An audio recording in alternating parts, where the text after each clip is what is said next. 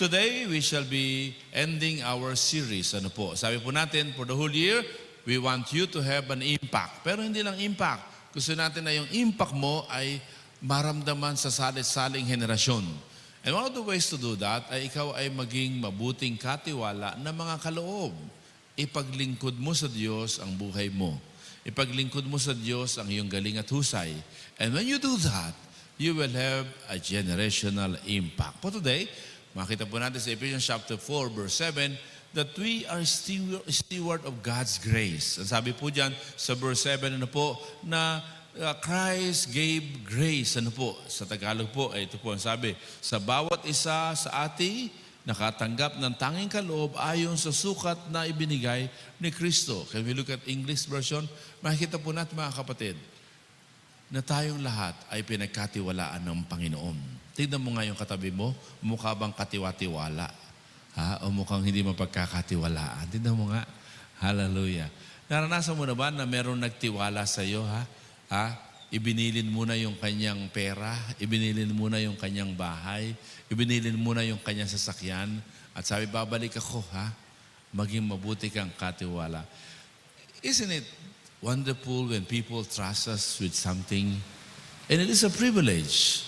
And we are expected to become a good steward. At sabi po ng verse 7, but to each one of us, grace has been given as Christ appointed it.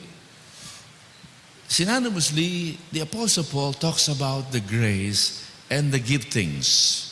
But the whole idea, ladies and gentlemen, is that bawat isa ay pinagkatiwalaan ng Panginoon. Kaya sabi mo sa katabi mo, kalabitin mo, ha? Katiwa-tiwala ka.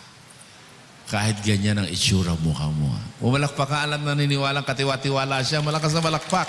Malakas na palakpak sa Panginoon. Praise the Lord. You know, there are times we feel na people do not trust us. There are times we feel na even the people who are close to us do not seem to trust us. But ladies and gentlemen, the Bible tells us, the Lord who created the heavens and the earth, who owns everything, look upon you with confidence, with trust, and that He entrusted to you His grace. And therefore, the Apostle Paul, in this passage of Ephesians chapter 4, one of the passages in the Scripture that talks about the giftings, spiritual giftings. We studied Romans 12, we studied also 1 Corinthians, we're now studying Ephesians 4, and we have no more time to study Peter. But all of these passages, mamaya pupuntahan natin, talks about the giftings. This tells us na bawat isa sa atin ay binigyan ng Diyos ng galing at husay. Kaya walang taong bobo. Lahat ng tao ay magaling at mahusay. Lahat naniniwalang magaling siya, magsabi ng malakas na amen. Kaya lang may mga pagkakataon hindi lumalabas yung galing dahil yung environment ay hindi ganun ka-encouraging. Ano po? At hindi lamang po yun. Tayo rin po ay binigyan ng Panginoon ng spiritual gifts. Ano ba ang kaibahan noon? Well, nang isilang ka sa mundong ito, laking tuwa ng magulang mo. Hindi, kanta po yun.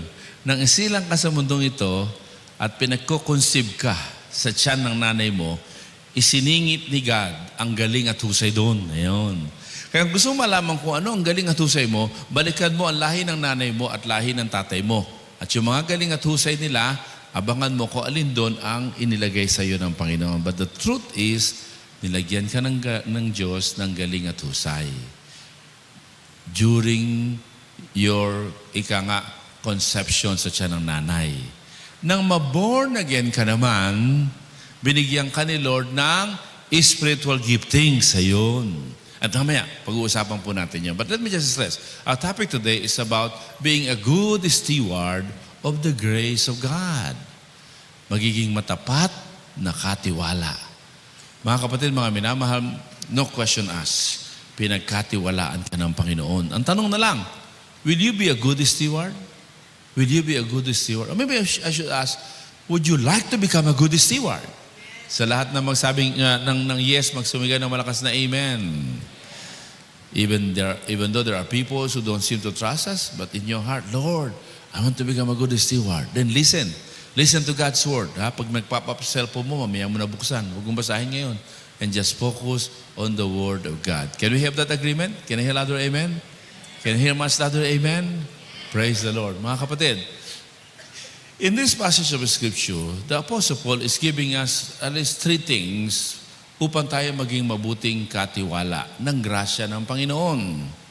Upang ang ating kaloob at husay ating magamit at maging mabuting katiwala. Sa mga talatang ito, sinasabi sa earlier verse na kailangan yung pamilya na kung saan pinaglagyan sa atin ng Diyos ay ingatan natin. Therefore, we must preserve the unity of the church. Second, doon sa pamilyang pinagkatiwalaan ng Diyos sa atin, makilahok ka. Gamitin mo ang galing at husay mo. I-contribute mo. Ayan po. At pangatlo po, ay sinasabi ni Apostle Paul na dapat yung dahilan o yung misyon ng pamilya, ng spiritual family, ay patuloy mong i-pursue. Hallelujah. Praise God. And this is what we shall be studying today. But let me just say, how many of you have seen an orchestra? Nakita na ba kayo ng orchestra? Diba? Iba-ibang instrumento, di ba? Nasa isang gilid dyan, ang dami nila. Ha? May trumpet, may gitara, may lahat-lahat. May piano, may organ, lahat. At talagang sabay-sabay sila. Kani-kanya sila ng parte. Pero pag nakinig ka, isa lang yung madidig mo napakagandang kanta. Ano po? Napakagandang tugtugin. Pero pag tinignan mo, iba-iba yung kanilang mga galing at husay. Iba-iba yung kanilang mga contribution. And when every one of them begins to contribute, you will hear a beautiful music, an orchestra. Did you know that the church is like that? You and I, when we got born again, became part of the body of Christ. And as a part of the body of Christ, we need to become a good steward of the Lord. Una, nung pagkakaisa na binigay sa atin ni Lord. Pangalawa, yung opportunity na mag-contribute tayo kasi may galing at husay tayo. At pangatlo, yung misyon ng pamilya ng Diyos, ng simbahan. Let's study all of this. Ano po? Number one, ano po?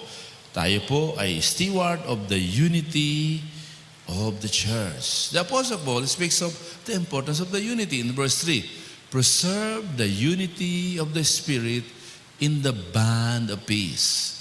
Alam nyo, kahit tayo kagaling, kahit tayo mahusay, ang isang orchestra, kahit gaano kahusay, ang gagaling tumugtog, ang gagaling ng mga kanta, kung wala silang pagkakaisa, they will not be able to deliver. Sa church, ganun din. Kahit anong husay mo, kahit anong alam mo, kahit anong galing mo, kung walang pagkakaisa, nasasayang ang galing at husay ng mga kabilang dito. Mga kapatid, mga minamahal, may the Lord speak to our hearts. You and I were entrusted by the Lord with this church. With the church where you and I belong. With the family of God. And as a part of this family, we are expected to become a good steward of the unity that the Lord has given us. Una, this unity is a stewardship entrusted to every believer. Sabi diyan, make every effort. Every one of us must contribute. Every one of us must contribute para manatili ang ating pagkakaisa. You and I can become part ng ikasisira ng ugnayan. But you and I can also be part ng ikatatatag ng ugnayan. Pangalawa, this unity flourishes through Christ-like attitude. Habang patuloy tayo nagpapahubog ng ugali, verse 2, ay makikita po natin yun. Be completely humble. Inisa-isa po yan. Ano po? Tignan natin. Ano po sabi dyan? Be completely humble and gentle. Be patient, bearing with one another in love. This talks about Christ-likeness. Ikaw nyo nga, Christ-likeness. When you and I accept Jesus into our hearts, He changed us from within. And as we grow in the Lord, yung newness na yon ay nagmamanifest hanggang sa ang ugali natin patuloy na nahuhubog. And the Apostle Paul is saying, nasasayang yung giftings natin kung hindi ka patuloy na magpapahubog sa Panginoon upang maging bahagi ka ng pagkakaisa ng simbahan o ng pamilya ng Diyos. Mga kapatid, mga minamahal, would you continue to allow the Lord to change us? At gumagamit ang Diyos ng mga sitwasyon, gumagamit ang Diyos ng mga tao. At kung minsan, yung mga taong ayaw mo, gagamitin ni Lord yun para mahubog ka. Kung minsan yung mga sitwasyong iniiwasan mo, gagamitin ni Lord yun para mahubog ka. And at the end of the day, you will be a winner. Why? Because your life is being transformed unto the likeness of Jesus. Mga kapatid, mga minamahal, I wish I can talk about in detail these giftings because this is exciting. But let me just say, all these giftings will become useless unless there is a strong unity of the church, of God's family, where you and I will practice these giftings. Kaya sabi po na Apostle Paul, una, napakahalaga na maunawaan natin the very nature of this unity is a stewardship entrusted to everyone. Bawat sa atin responsable. Ano po? Bawat sa atin responsable to contribute to the unity. To go against any disunity. Ano po? At talagang importanteng mapalakas. Pangalawa, importante na ma-flourish yun. Para mag-flourish yun, magsisimula ka sa sarili mo. Pahubog ka sa Panginoon. Habang nahubog ang ugali mo, then you can become a positive contributor in the unity of the church where you and I can practice our giftings. At pangatlo, this unity is grounded in our common faith. Sigaw niyo nga, common faith. Pakilakasan po, common faith. Ang sabi po dyan, one Lord, one body, one hope, one faith, one baptism, one God, one Father, one common faith. Hallelujah. Can we shout it together? Common faith. Our unity is not an option. When you were born into your family, you were not given the option whether to accept your siblings or not. Gusto mo bang kapatid yan? O kung hindi, babalik ka sa siya ng nanay mo. Hahanap ka na ibang. Hindi ho. Nang isilang ka, kita mong kuya mo, ate mo, wala ka na magagawa. E ganun din, nang ma-born again ka, ha? At tinanggap mo si Kristo, at nang tanggap mo si Kristo, nang tumingin ka sa kaliwat kanan mo, kasama mong born again, wala ka na magagawa. Kapatid mo na yan kay Kristo. Sabi mo sa katabi mo, ha? Wala na ako magagawa. Tatanggapin na kita. Hallelujah. Praise the Lord. Alam niyo mga kapatid, mga minamahal, when we realize that this unity is a gift of God, and it is not an option. It is a gift to flourish, to nurture. Then, you and I can practice the giftings that God has given us. Why? Because we will love this family where we can practice our giftings. Hallelujah. Kapatid, are you part of any disuniting act? Mga chismisan, mga negative thoughts about other people, mga doubts about people, about brethren, o ikaw ay nagtatayo ng tulay? Ikaw ay nagtatayo ng pader ng pagkakahiwalay o nagtatayo ka ng tulay ng pag-uugnayan? O ang dalangin ng puso ko, hindi bagaman hindi perpekto ang ating church o hindi perpekto ang anumang simbahan, but whenever the Lord gives you the opportunity, build bridges than walls. Can you hear other amen?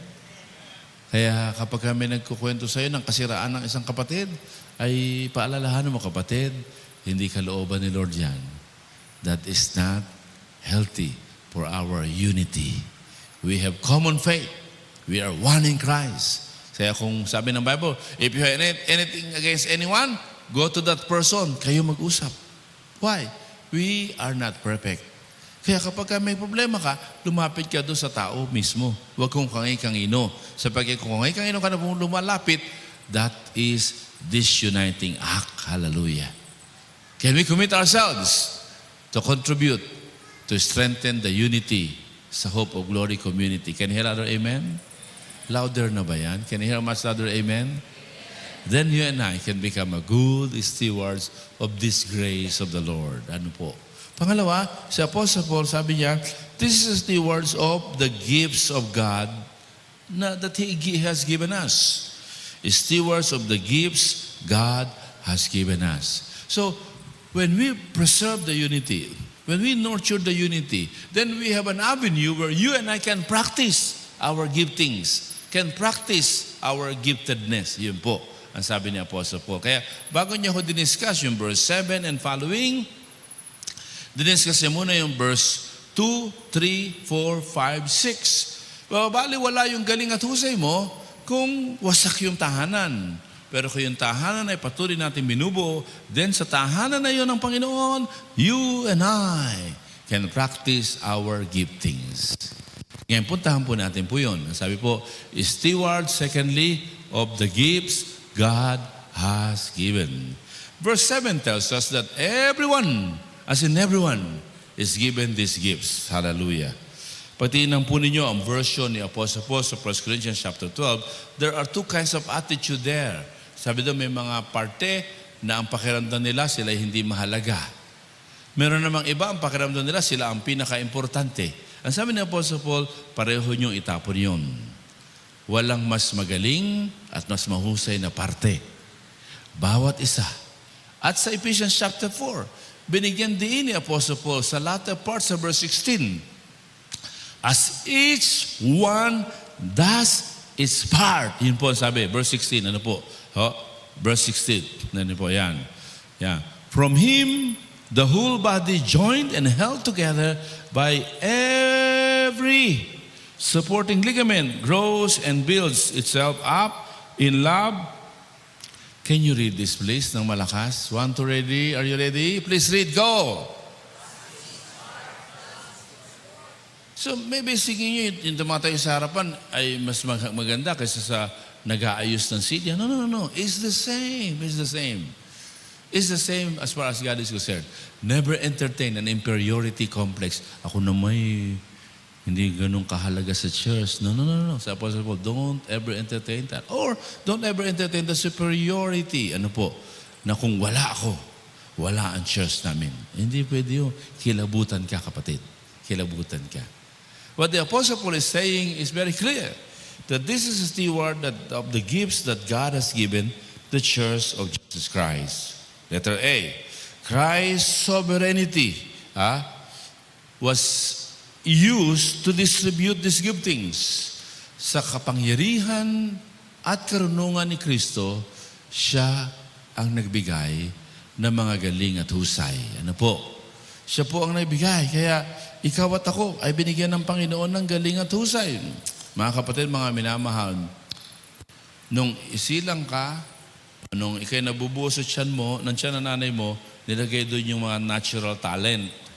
And that natural talent can become a vehicle so that you can practice your spiritual giftings. And when it comes to spiritual giftings, the Apostle Paul is giving us 4 passages in the New Testament that details the different giftings. And let me give you a summary of this. Ano po?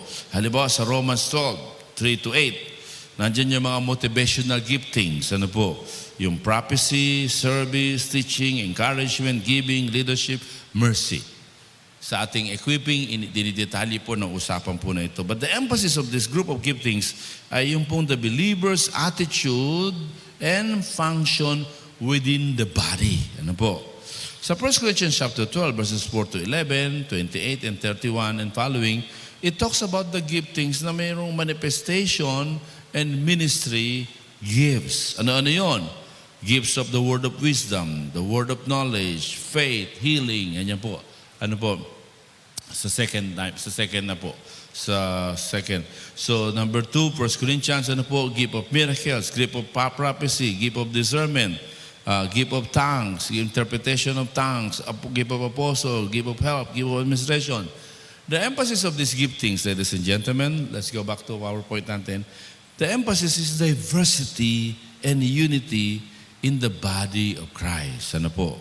Pangatlo, let's go through the PowerPoint natin, is in Ephesians chapter 4, verse 11-13.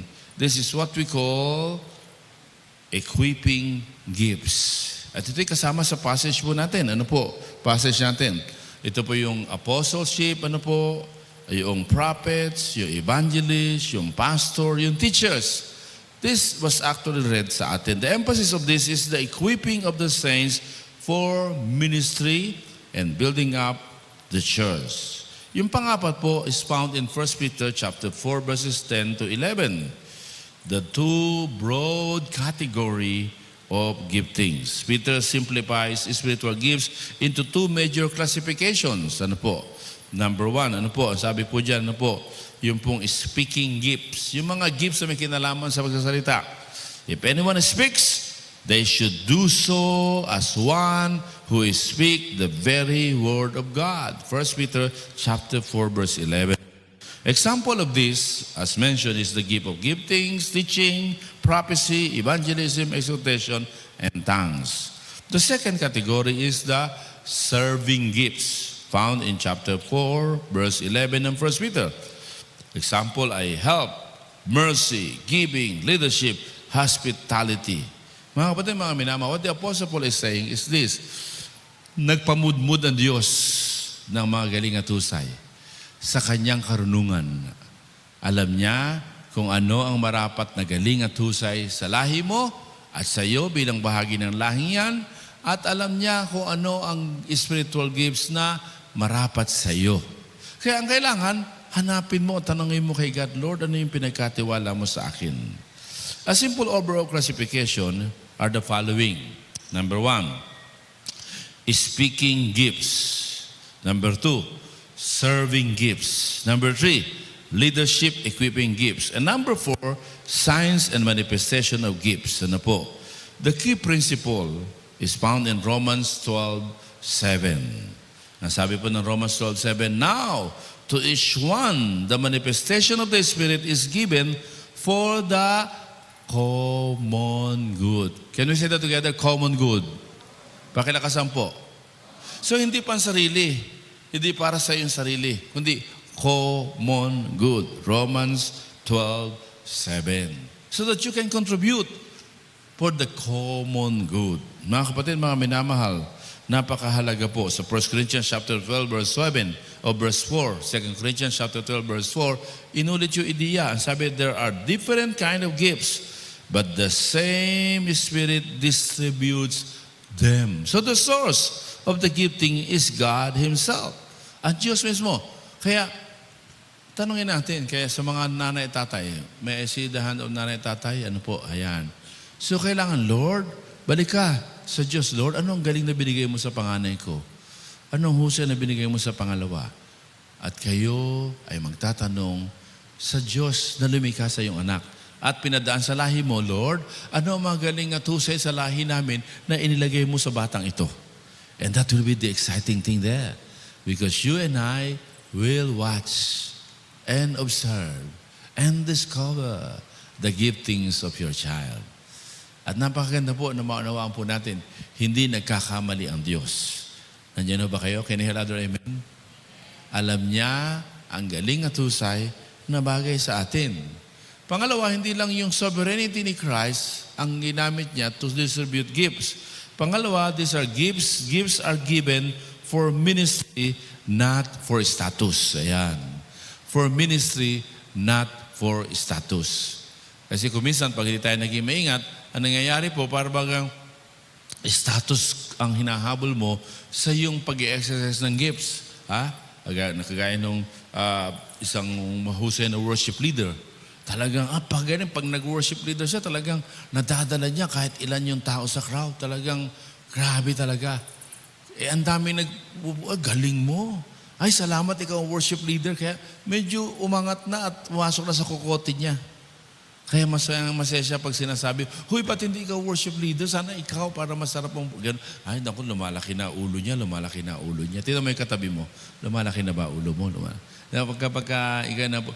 kaya nung minsan, siya ay nahilingat na mag-worship lead sa isang prayer gathering. Ano po? At talagang ang daming tao. Talagang nag-practice siya. Talagang nag-practice siya. Talagang yung transition, talagang pinractice pa niya sa salamin. Ganun. At talagang nung pagtayo pa lang niya, nakita ng tao siya, worship leader, palakpakan na agad. Talagang excited. Talagang taas sa noo siya. At then nag-worship lead na siya. Sa kalagitnaan ng kanta, pumasok ang lamok sa kanyang bibig. Kaya, at hindi na ho siya nakakanta ng buong gabi na yon. Kaya kailangan mag-take over yung hindi masyadong magaling. At to her surprise, nadala ang mga tao sa pagsamba sa Panginoon. Hanggang sa makatapos, yung langaw, may kasama pa yatang asawa, kaya hindi siya makasalita. Pero that night, natutunan niya na hindi dapat lalaki ang ulo, hindi status quo ang anumang paglilingkod sa Panginoon. Can you hear other amen? Habang ginagamit ka ni Lord, dapat lalo ka nagpapakumbaba. Hallelujah. Habang ikaw ay binibigyan ng opportunity to serve, lalo kang nagpapakumbaba. At yan po ang sinasabi po dito, the gifts are not for status. Pangatlo, gifts are intended to build up the church, the body of Christ. Yan po ang sabi po ng talata. Ano po? Na gamitin mo yung gifts mo para sa kapakanan ng simbahan, para sa kapakanan ng common good. Mga kapatid, mga minamahal, may the Lord speak to our hearts. Ikaw at ako ay binigyan ng natural talent at binigyan din tayo ng spiritual gifts. And through our natural talent, halimbawa, ikaw ay talentadong manganganta. Okay? Pero pag tinignan mo yung ilistahan ng spiritual gifts, wala naman doon yung gift of singing. Napansin niyo ba? Wala. So, ang talent mo is singing. Ang iyong spiritual gift ay gift of encouragement. Ayun po. Gift of exhortation. You exhort through your talent, singing. Yun po. So whether it is a natural gift or a spiritual gift, as you exercise, the rest are being built up. Hallelujah. Can you hear louder? Amen? Kaya hindi lamang po yan para ikay sumikat, para ikay makilala, para ikay matanyag, kundi upang ikaw ay daluyan ng biyaya ng Panginoon to build up the faith of other people. Pumalakpakan lahat na naniniwala dyan. At dahil kayo pumalakpak, tinatawagan ka ni Lord. Na huwag ka lang nagsisimba. Magpa-enlist ka na doon sa labas. At sabi mo, gusto ko na mag-serve kay Lord. Tama na. Sunod-sunod na ang sermon tungkol sa pagsiserve. I visited a young couple this week. At sabi nung lalaki, alam nyo, habang nagpipreach ka sa church, nangungusap sa akin si Lord, na ano na ginagawa mo? Hindi ka na nagsiserve. Kaya sabi niya, Bishop, gusto ko na mag-serve. Ayan. Ang sarap. Ikaw kaibigan, tagapakinig ka lang ba? O handa kang tumugon at sumunod? Sino handa tumugon at sumunod? Magsabi ng Amen. So mamaya, pipila tayo doon at nagpapalista. I want to serve the Lord. At tutulungan namin kayo hanapin kung saan kayo pwedeng mag-serve sa Panginoon. Pangatlo at panghuli, ano po? This is stewardship. Also talks about po, yung pong katotohanan, ano po? That stewards of the mission of the church. Kaya tayo binigyan ng Diyos ng galing at husay para ma-build ang church so that the church can pursue her mission. And what is the mission of the church? To go and make disciples of all nations. I was in Bataan yesterday to give seminar po and to speak sa conference ng mga pastor doon sa Bataan, and they were so excited to talk about, to listen to us with Bishop Noel Pantoja to follow through our national disciple-making campaign sa PCEC. At pauwi po ako, mahabol ako sa anniversary ng isang simbahan dyan sa Karuhatan. They were texting us, they were texting me, appreciating na sila ay napaalalahanan na kuminsan, busy na sila sa kanilang buhay, busy na sila sa kanilang mga activity, pero they neglected the mission of the church. And what is the mission of the church? The mission of the church is to usher, reach out to the non-believer, usher those seeker to become born again. At yun na mo born again, in-nurture, gamitin yung lakbayin booklet. At magkaroon ng check-up accountability.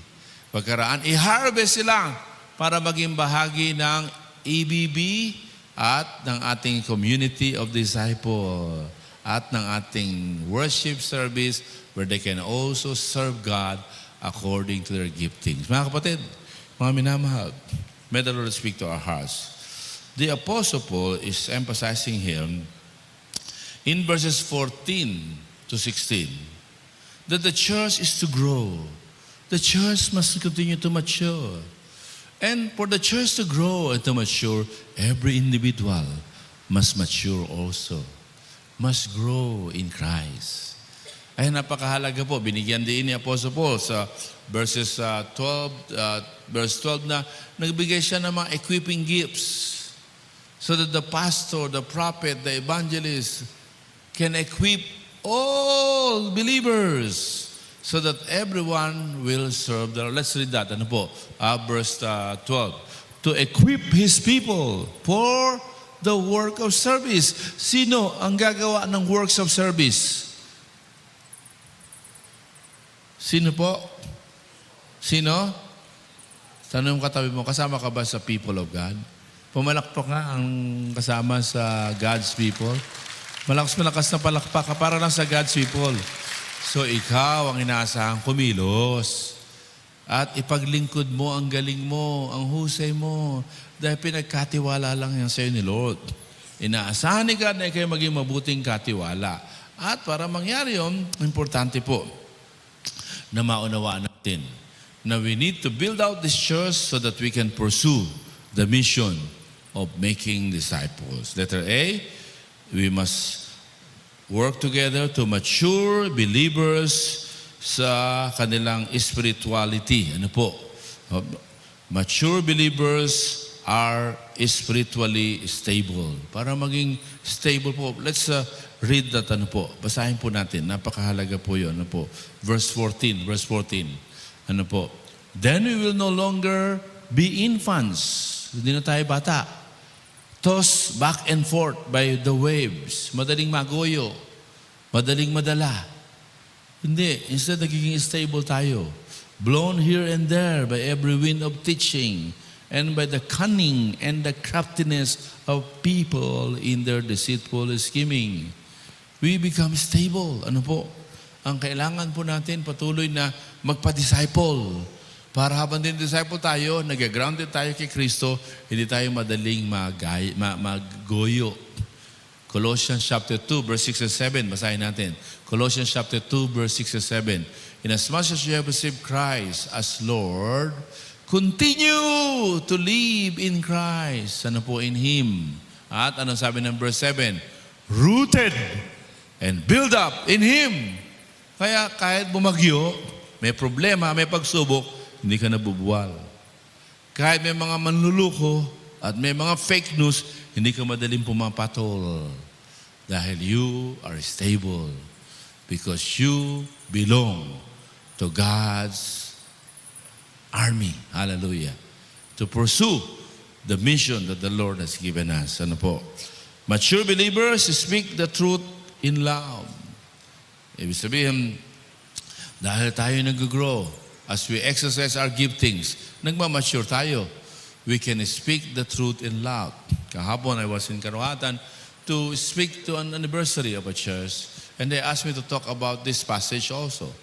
I said, hindi darating ang araw na pare-pareho tayo ng utak.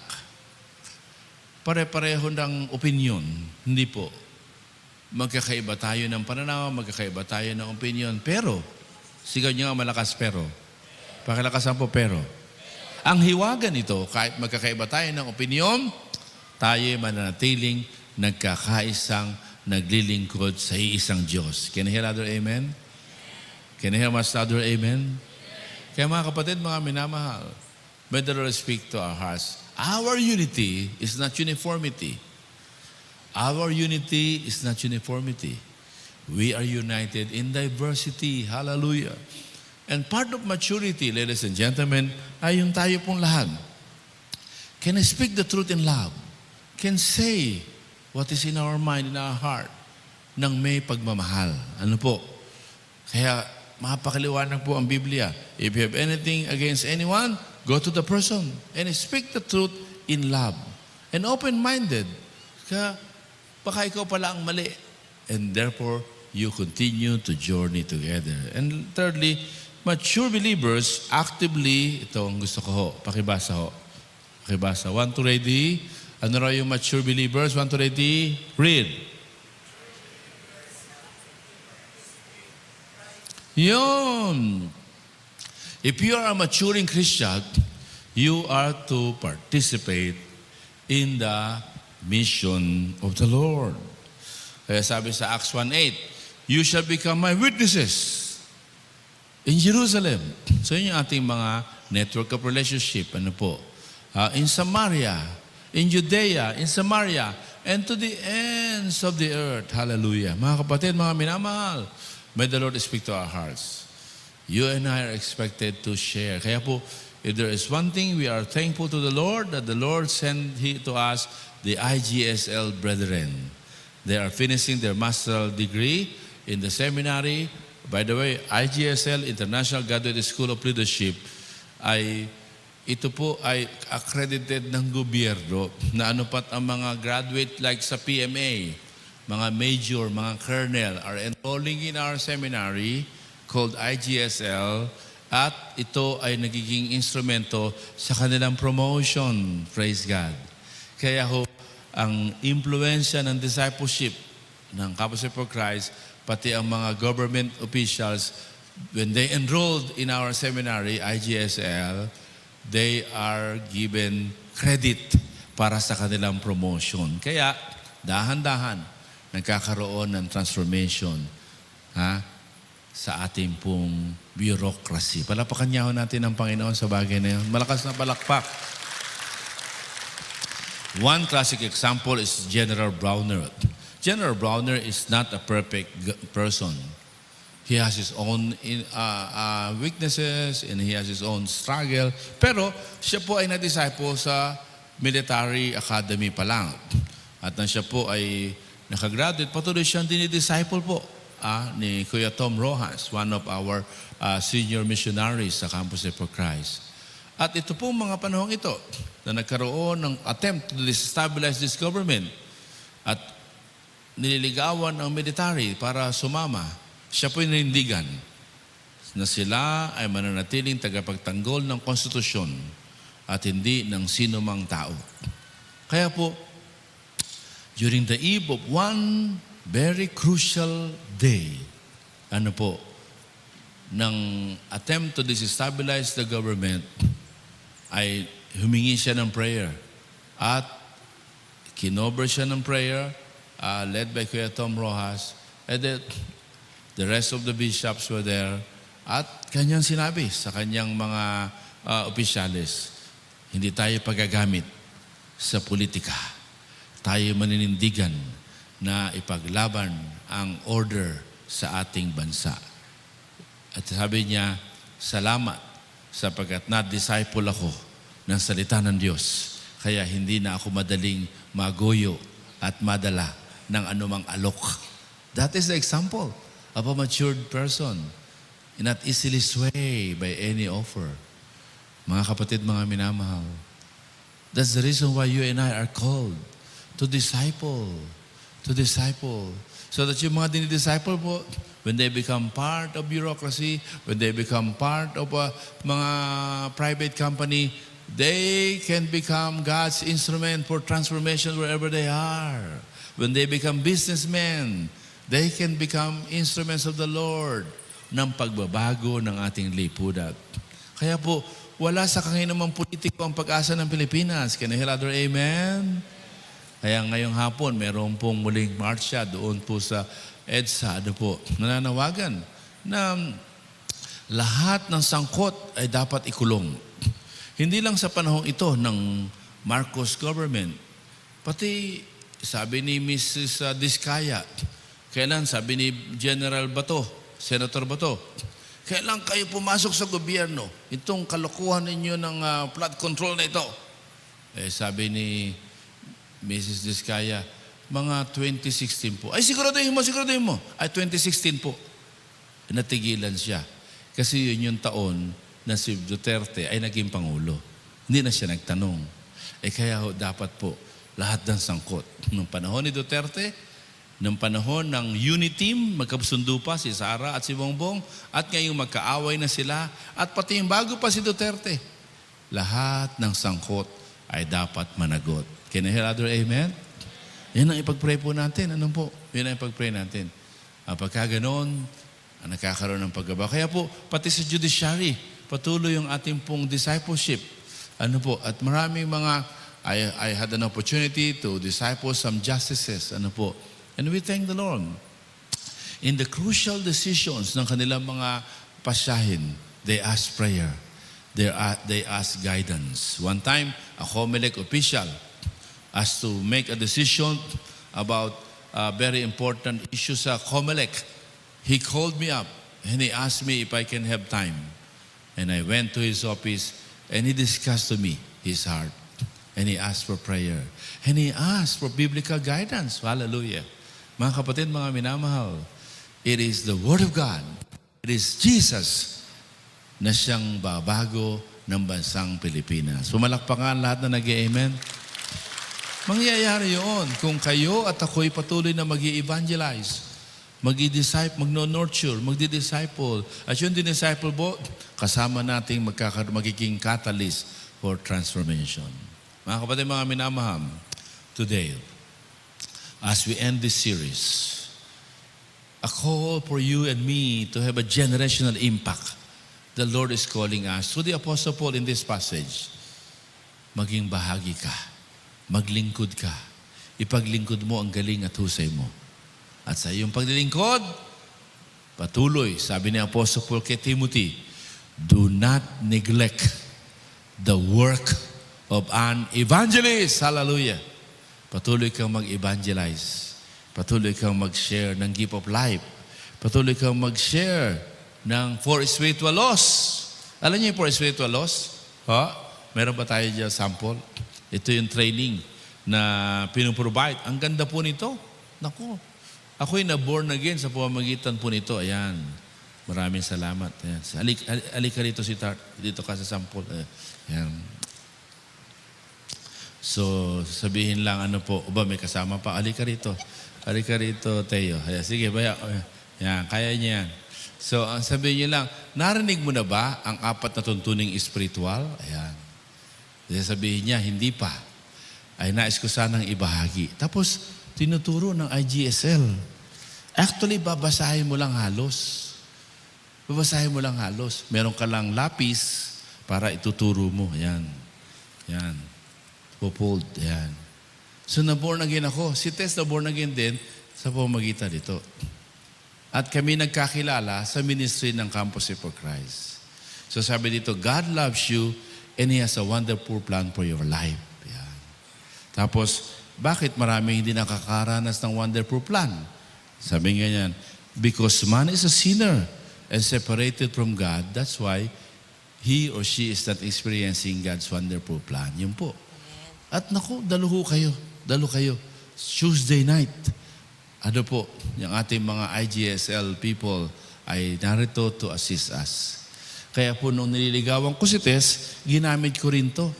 Sabi ko sa kanya, Tess, do you know that God loves you and I love you too? Ayan. Tapos sabi ko sa kanya, do you know why you do not experience the love of God? Because you are separated from me. Ayan. Ayan. Kaya tinanggap niya, hindi lang si Jesus, pati ako. Hallelujah, praise the Lord.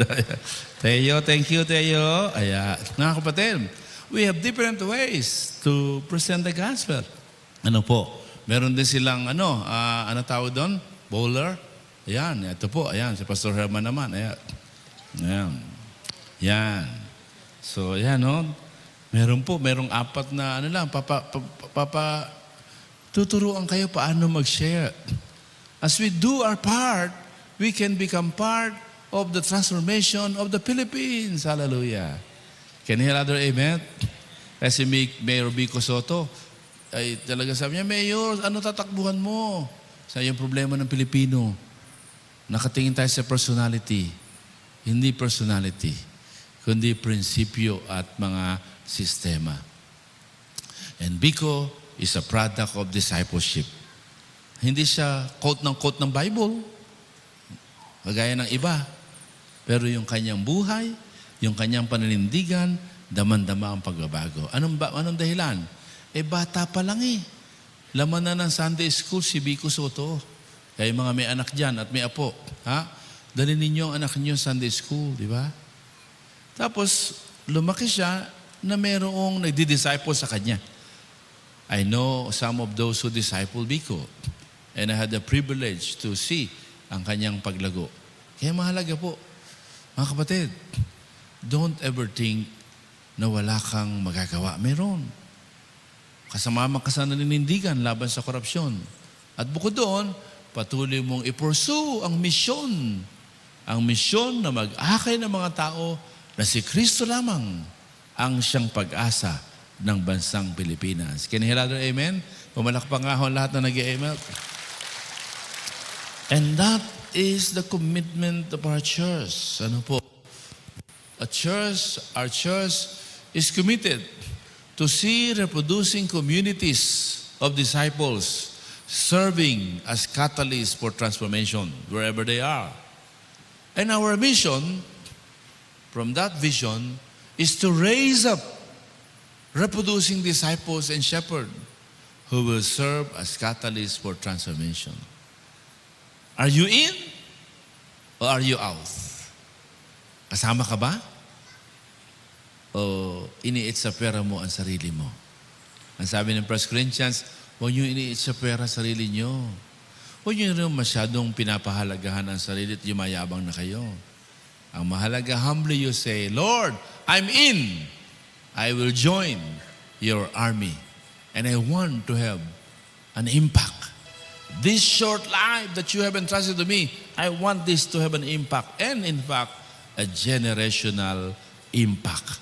And because of this, the Lord is glorified in our lives and in our church. Tayo yumuko, ipikit natin ang ating mga mata at pagbulay-bulayan natin ang kanyang salita.